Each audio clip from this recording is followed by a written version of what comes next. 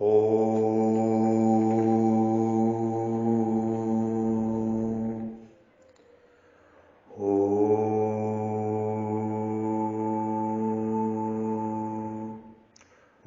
श्री परमात्मने नमः।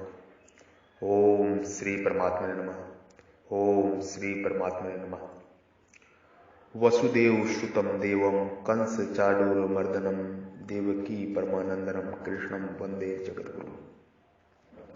ब्रह्म ज्ञान, महान ज्ञान, मोक्ष मुक्ति का ज्ञान, ब्रह्म ज्ञान, स्वयं के स्वरूप में स्वयं का दर्शन, यही ब्रह्म ज्ञान है, यही महान ज्ञान है, यही मोक्ष मुक्ति का ज्ञान है।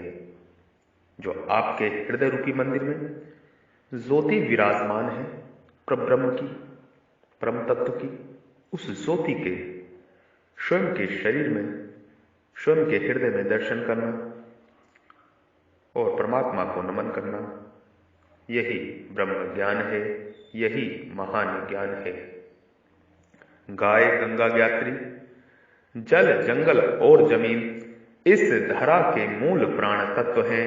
इनका संरक्षण, रक्षा आदि सृष्टि, आदि सनातन जगत के लिए, संपूर्ण विश्व के लिए आवश्यक ही नहीं, परम आवश्यक है। मैं ब्रह्म ऋषि महर्षि बद्री विशाल पराशर योगी श्री अवध से, अवध के संत, हम आपको प्रणाम करते हैं, नमस्कार करते हैं। कृपया मेरा प्रणाम नमस्कार स्वीकार करें। ब्रह्म ज्ञान, महान ज्ञान, मोक्ष मुक्ति का ज्ञान समागम, परमात्मा और जीव की वाणी। परमात्मा जीव से क्या कह रहे हैं और जीव परमात्मा से क्या कह रहे हैं, आप इसको भक्ति पूर्वक श्रद्धा के साथ सुने, चिंतन करें, मनन करें और मोक्ष मुक्ति की ओर आगे बढ़े। कर्म बंधनों को काटते हुए आगे की यात्रा सफल करें।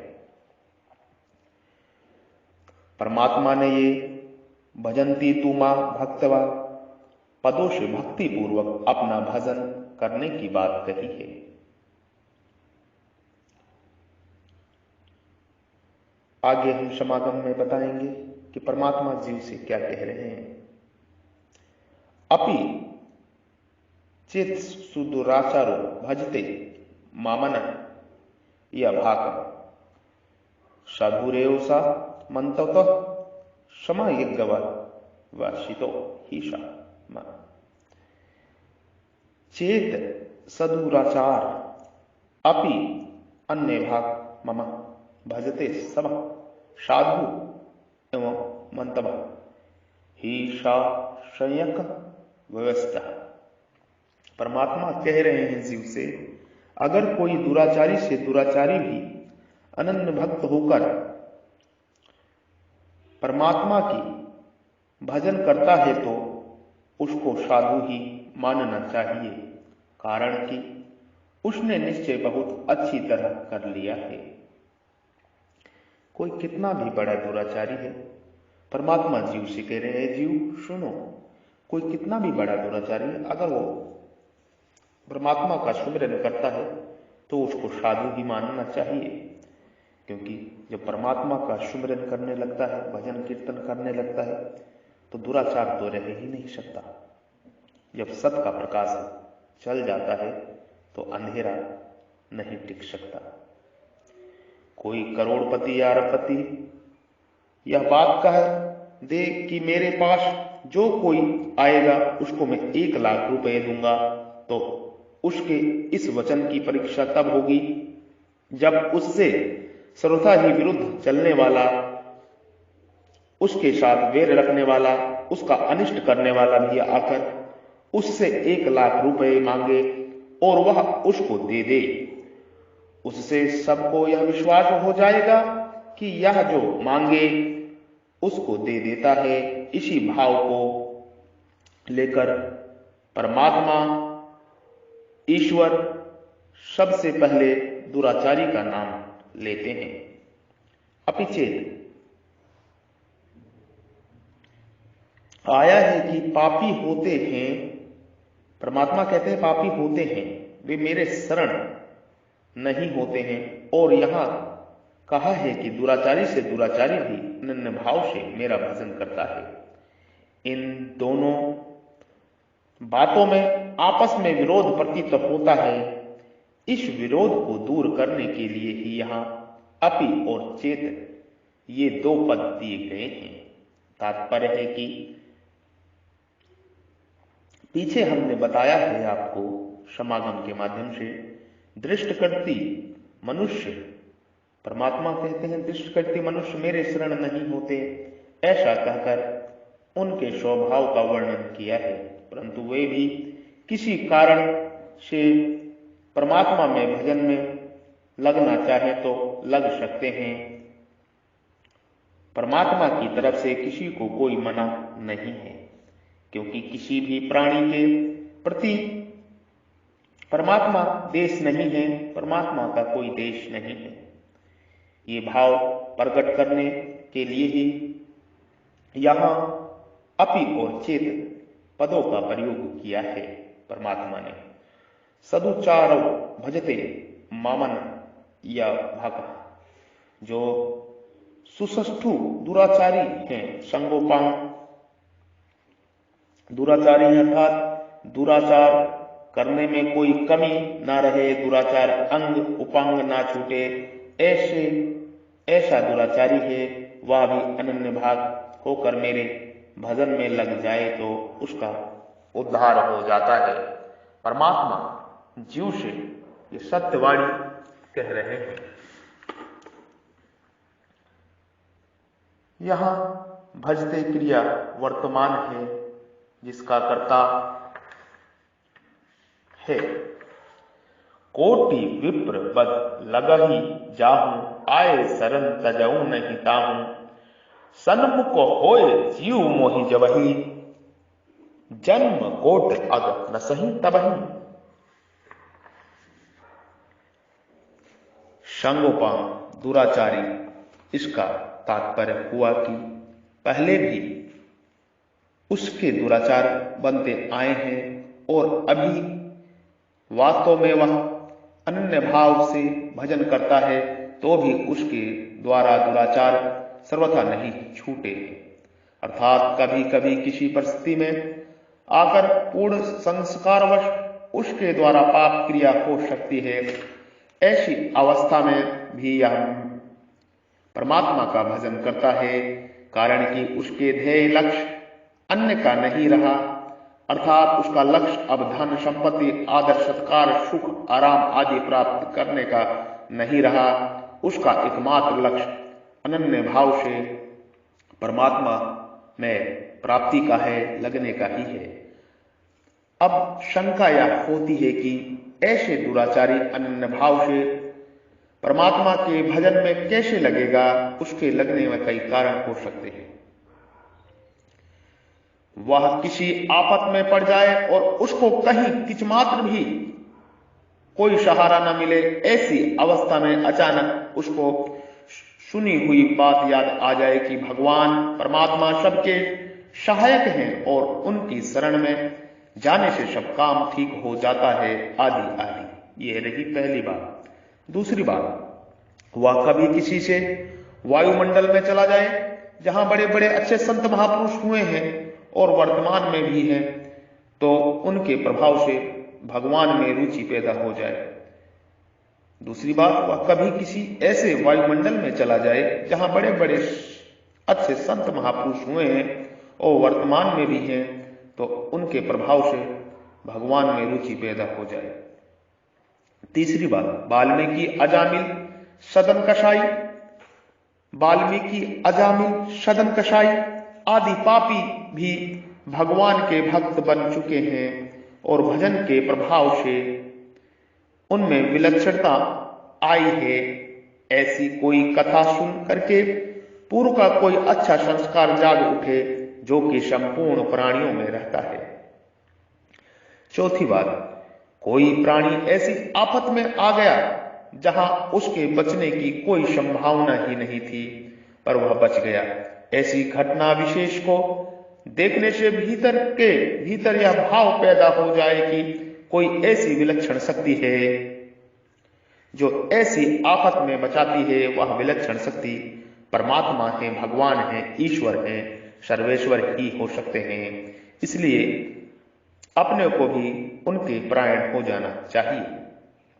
पांचवी बात, उसको किसी संत के दर्शन हो जाए और उसका पतन करने वाले दुष्कर्मों को देखकर उस पर संत की कृपा हो जाए, जैसे वाल्मीकि, अजामिल आदि पापियों पर संतों की कृपा हुई है।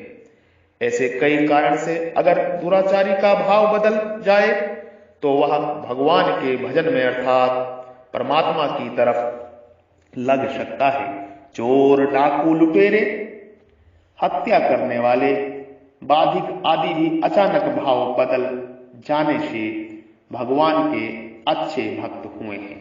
ऐसी कई कथाएं पुराणों में तथा भक्तमाल अंतिम आदि ग्रंथों में मौजूद हैं, आती हैं।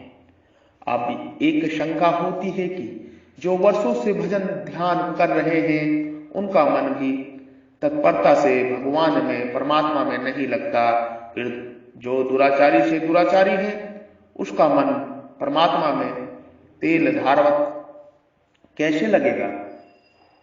यहां अनन्य भाग का अर्थ वह तेल धारवत चिंतन करता है या नहीं है। प्रत्युत इसका अर्थ है न अन्य भजती, अर्थात वह अन्य का भजन नहीं करता, उसका परमात्मा के सिवाय अन्य किसी का सहारा आश्रय नहीं है, केवल परमात्मा का ही आश्रय है। जैसे पवित्रता स्त्री केवल पति का ही चिंतन ही करती हो, ऐसी बात नहीं है। वह तो हरदम पति की ही बनती रहती है, स्वप्न में भी वह दूसरों की नहीं होती। तात्पर्य है कि उसका तो एक पति से ही अपनापन रहता है, ऐसे ही उस दुराचारी का केवल परमात्मा से ही अपनापन हो जाता है और एक भगवान परमात्मा ईश्वर ही आश्रय रहता है। अनन्य भाग होने में खास बात है, मैं परमात्मा का हूं और परमात्मा मेरे हैं, मैं परमात्मा का हूं और परमात्मा मेरे हैं, मैं ईश्वर का, परमेश्वर का हूं, भगवान का हूं और भगवान मेरे हैं। इस प्रकार अपनी अहंता को बदल देना, अहंता परिवर्तन से जितनी जल्दी शुद्धि आती है, जप, तप, यज्ञ, दान आदि क्रियाओं से उतनी जल्दी शुद्धि नहीं आती। अहंता परिवर्तन से बहुत तीव्र गति से शुद्धि आती है, बहुत तीव्र गति से शुद्धि आती है। इस अहंता के परिवर्तन के विषय में 3 बातें हैं। पहली, अहंता को मिटाना। ज्ञान योग से अहंता मिट जाती है। जिस प्रकाश में अहम, मैंपन का भान होता है, वह प्रकाश मेरा स्वरूप है। परमात्मा कह रहे हैं, जिस प्रकाश से मैंपन का भान होता है वह प्रकाश मैं ही हूं, मैं परमात्मा ही हूं।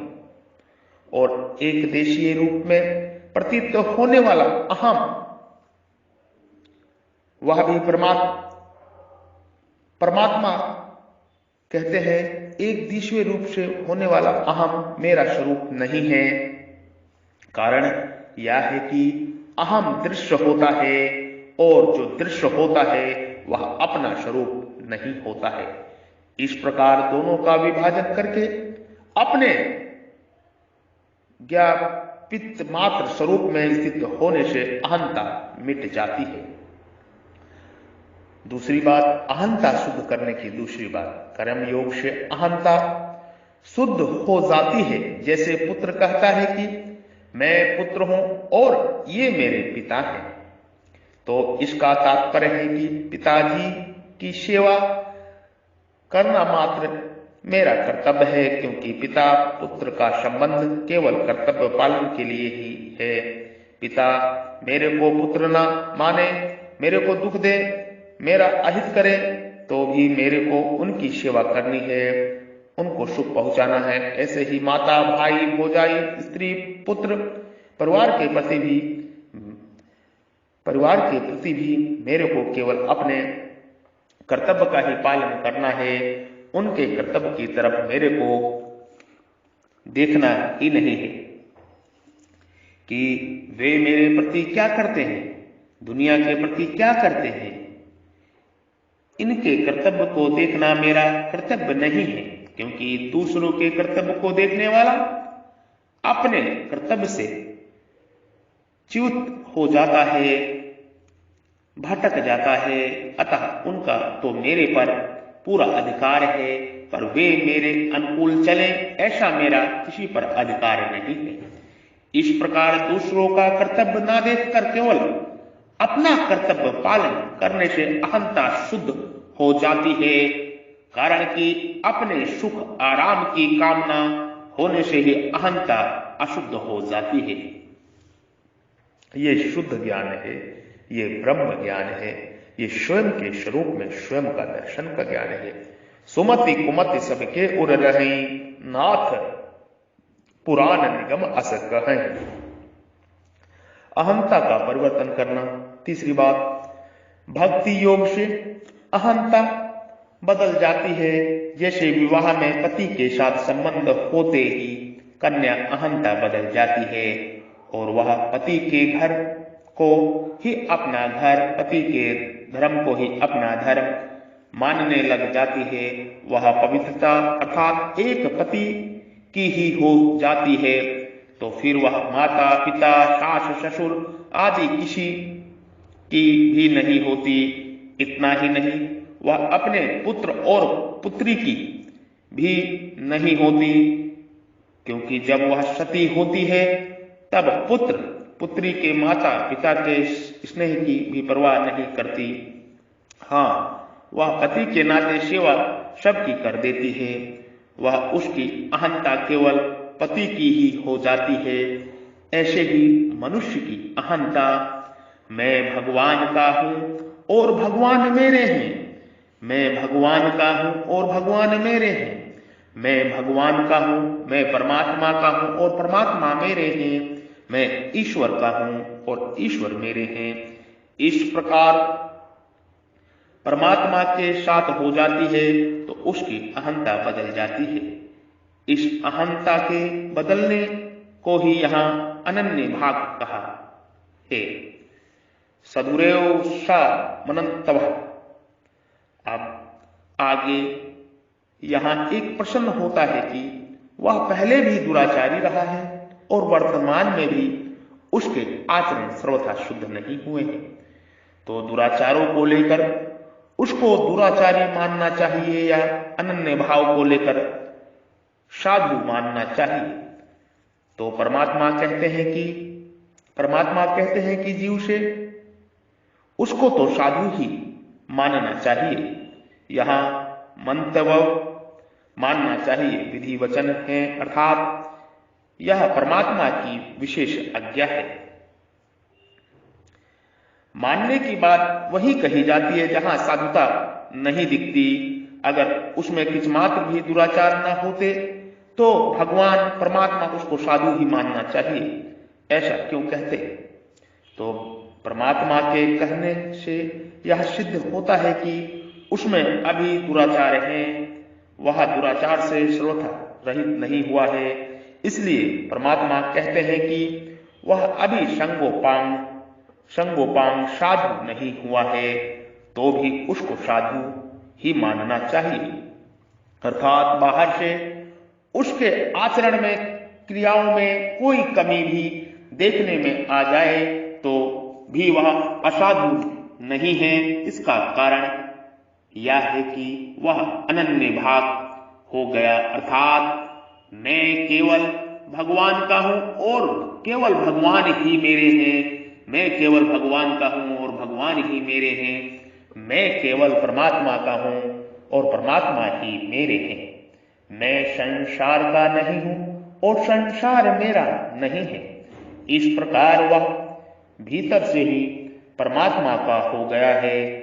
उसने भीतर से ही अपनी अहंता बदल दी है, इसलिए अब उसके आचरण सुधरते देरी नहीं लगेगी, क्योंकि अहंता के अनुसार ही सब आचरण होते हैं।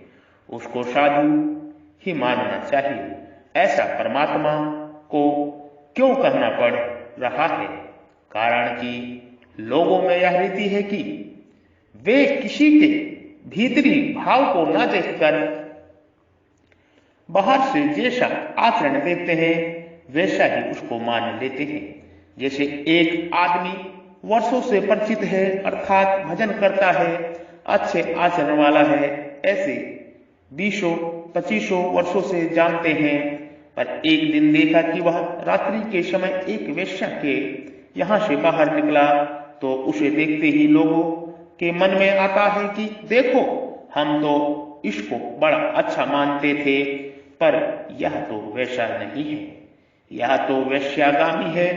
ऐसा विचार आते ही उनका जो अच्छेपन का भाव था वह उड़ जाता है, जो कई दिनों की श्रद्धा भक्ति थी वह उठ जाती है।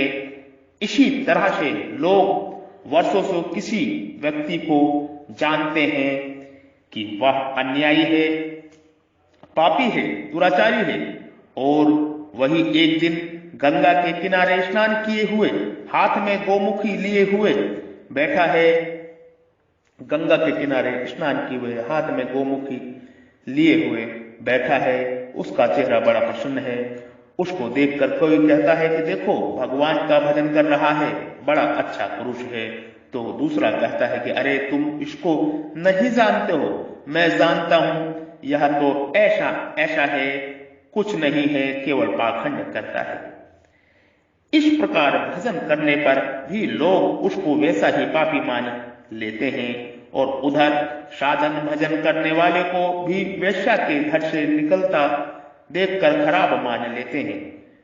उसको ना जाने किस कारण से वेश्या ने बुलाया था, क्या पता वह दया परवश होकर वेश्या को शिक्षा देने के लिए गया हो, उसके सुधार के लिए गया हो। उस तरफ उनकी दृष्टि नहीं जाती। जिनका अंतकरण मेला हो वे मेलापन की बात करके अपने अंतकरण को और मेला कर लेते हैं। उनका अंतकरण मेलापन की बात ही पकड़ता है, परंतु उपयुक्त दोनों प्रकार की बातें होने पर भी परमात्मा की दृष्टि मनुष्य के भाव पर ही रहती है, आचरणों पर नहीं। रहती न प्रभु चित्त चूक किए की, करत सुरत सय बार किए की। रहती न प्रभु चित्त चूक किए की, करत सुरत सय बार किए की। क्योंकि परमात्मा भावग्रही है, क्योंकि भगवान भावग्रही है। भावग्रही जनार्दन समग्र विष्टो शीशा। दूसरे वाणी में हमने कहा है, कर्म योग के प्रकरण में व्यवसायिका बुद्धि की बात आई है, अर्थात परमात्मा कह रहे हैं, पहले भी हमने आपको बताया है अपनी वाणी में, और आगे भी यही बता रहे हैं। अर्थात वहां पहले बुद्धि में यह निश्चय होता है कि मेरे को राग देश नहीं करना है, कर्तव्य कर्म करते हुए सिद्धि असिद्धि सम रहना है। अंत कर्म योग की बुद्धि व्यवसायिका होता है, और यहां कर्ता स्वयं व्यवस्थित है, समग्र व्यवस्थित, कारण कि मैं केवल परमात्मा का हूं। अब मेरा काम केवल भजन करना ही है, यह निश्चय स्वयं है, बुद्धि का नहीं। अतः सम्यक निश्चय वाले की स्थिति परमात्मा में है। तात्पर्य हुआ कि यहां निश्चय करण बुद्धि में है, और यहां निश्चय कर्ता स्वयं में है। कारण में निश्चय होने पर भी जब कर्ता परमात्मा तत्व से अभिन्न हो जाता है, तो फिर कर्ता में निश्चय होने पर कारण में भी निश्चय हो जाए, इसमें तो कहना ही क्या है। जहां बुद्धि का निश्चय होता है वहां वह निश्चय तब तक एक रूप नहीं रहता जब तक स्वयं कर्ता उस निश्चय के साथ मिल नहीं जाता। जैसे सत्संग स्वाध्याय के समय मनुष्य का ऐसा निश्चय होता है कि अब तो हम केवल भजन स्मरण ही करेंगे, परंतु यह निश्चय सत्संग स्वाध्यायवाद स्थिर नहीं रहता, रुकता नहीं है। इसके कारण यह है कि उनकी स्वयं स्वाभाविक रुचि केवल परमात्मा की तरफ चलने की नहीं है, प्रत्युत साथ में संसार का सुख, आराम आदि लेने की भी रुचि रहती है। परंतु जब स्वयं का यह निश्चय हो जाता है कि अब हमें परमात्मा की तरफ ही चलना है, तो फिर यह निश्चय कभी मिटता नहीं, क्योंकि यह निश्चय स्वयं का है। जैसे कन्या का विवाह होने पर अब मैं पति की हो गई हूं, अब मेरे को पति का घर काम ही करना है, ऐसा निश्चय स्वयं हो जाने से यह कभी मिटता नहीं है। प्रत्युत बिना याद किए ही हरदम याद रहता है। इसका कारण यह है कि उसने स्वयं को ही पति का मान लिया। ऐसे ही जब मनुष्य, प्राणी, जीव यह निश्चय कर लेता है कि मैं भगवान का हूं और केवल भगवान का ही काम भजन करना है, मनुष्य जब ऐसा मान लेता है कि मैं भगवान का हूं और अब केवल भगवान का ही काम भजन करना है, भजन के सिवाय और कोई काम नहीं है, किसी काम से कोई मतलब नहीं है, तो यह निश्चय स्वयं होने से सदा के लिए पक्का हो जाता है, फिर कभी मिटता ही नहीं। इसलिए परमात्मा कहते हैं कि इसको साधु ही मानना चाहिए। केवल मानने की ही बात नहीं, स्वयं का निश्चय होने से वह बहुत जल्दी धर्मात्मा बन जाता है। क्षिप्रम भवति धर्मात्मा। भक्ति योग की दृष्टि से संपूर्ण दुर्गुण दुराचार परमात्मा की विमुखता पर ही टिके रहते हैं। जब प्राणी अन्य भाव से परमात्मा के, ईश्वर के सन्मुख हो जाता है, तब सभी दुर्गुण दुराचार मिट जाते हैं।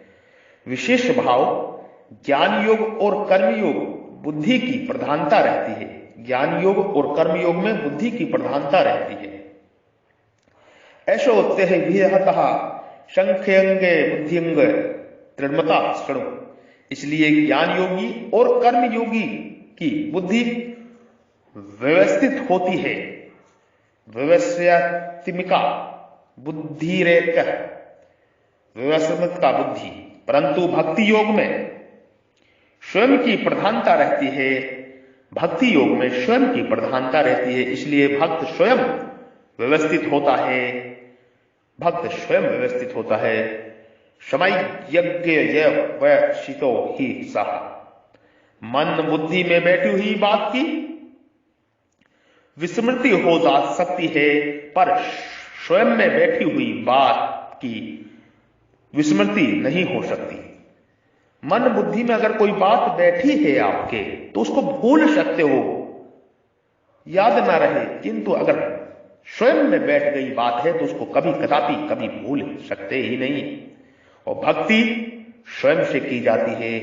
भक्ति स्वयं से की जाती है, ज्ञान से नहीं की जाती है। ज्ञान और कर्मयोग से भक्ति नहीं होती है, भक्ति स्वयं से होती है। यही भक्ति का भेद है। ये मार्ग सबसे सरल है, सुगम है, सहज है।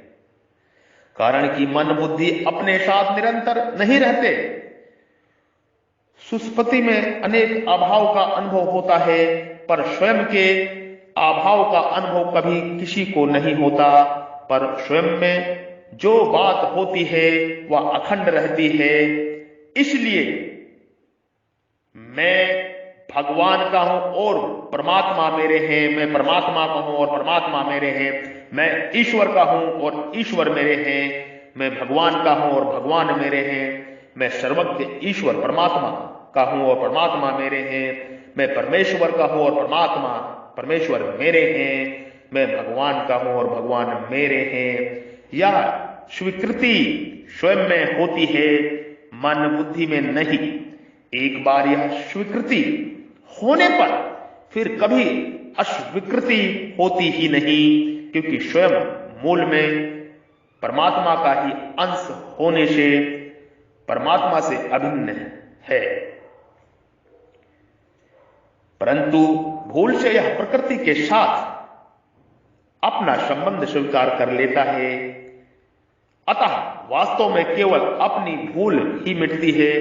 भूल मिटते ही परमात्मा के नित्य संबंध की स्वतः जागृति हो जाती है। नष्टो मोहो स्मृति भदा, दूसरे के साथ संबंध माना था, यही भूल थी, यही मोह था, यही भूल थी, यही मोह था। जब स्वयं के स्वरूप में स्वयं का दर्शन होता है, स्वयं के स्वरूप में स्वयं की आत्मा में जब परमात्मा प्रकट होते हैं, परमात्मा के दर्शन होता है स्वयं, तो वो ज्ञान अखंड हो जाता है। स्वयं की स्वीकृति ही यही सच्ची भक्ति है।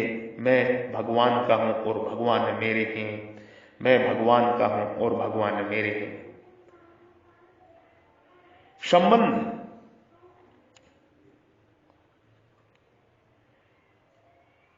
संबंध आगे जो हम समागम पे चर्चा करेंगे वो सम्यक निश्चय फल के बारे में करेंगे। सम्यक निश्चय फल क्या होता है, तो इसीलिए हम कहते हैं स्वयं के स्वरूप में स्वयं का दर्शन, यही ब्रह्म ज्ञान है, यही महान ज्ञान है। उस परम पिता परमेश्वर की ज्योति आपके आत्मा के भीतर विराजमान है, वो चिंगारी, उसको आप भक्ति से, अखंड भक्ति से, मैं भगवान का हूं और भगवान मेरे हैं, मैं भगवान का हूं और भगवान मेरे हैं, इस वाणी से आप उसको निश्चय करके ध्यान मगन रह सकते हैं और परमात्मा की प्राप्ति की जा सकती है, ईश्वर की प्राप्ति की जा सकती है। मैं केवल भगवान का हूं और केवल भगवान ही मेरे हैं, मैं केवल भगवान का हूं और भगवान ही मेरे हैं। मैं आपकी शरण में हूं, मैं आपका ही हूं, मैं आपकी शरण में हूं, मैं आपका ही हूं। हे मेरे परमात्मा, हे मेरे ईश्वर, ऐसा मानना ही सच्ची भक्ति है, सर्वश्रेष्ठ भक्ति है, सुगम मार्ग है भक्ति पथ का। ये ब्रह्म ज्ञान का उपदेश मैं आपको ऋषि मुख से, मैं ब्रह्मनिष्ठ संत, साधु, संत, महात्मा, ऋषि पराशर का डीएनए, पराशर का गोत्र, ऋषि शक्ति मुनि, ऋषि वशिष्ठ का वंशज, स्वयं परमात्मा का अंश, मैं ब्रह्म मुख से आपको ब्रह्म ज्ञान का उपदेश कर रहा हूं। इस उपदेश को आप हृदय रूपी मंदिर में धारण करें और स्वयं के स्वरूप में स्वयं का दर्शन करें। यही ब्रह्म ज्ञान है, यही महान ज्ञान है, यही मोक्ष मुक्ति का ज्ञान है, यही सर्वश्रेष्ठ ज्ञान है, यही सर्वश्रेष्ठ ज्ञान है। मैं भगवान का हूं और भगवान मेरे हैं, मैं भगवान का हूं और भगवान मेरे हैं, मैं भगवान का हूं और भगवान मेरे हैं, मैं परमात्मा का हूं और परमात्मा मेरे हैं, मैं परमात्मा का हूं और परमात्मा मेरे हैं, मैं परमात्मा का हूं और परमात्मा मेरे हैं। ये सच्ची भक्ति है, अखंड भक्ति है। ये मार्ग सहज है, बहुत ही सुलभ है। जय श्री ओम जय आदि सनातन, जय श्री ओम जय आदि सनातन, जय श्री ओम जय आदि सनातन। सीताराम, जय जय श्री राम। ओम।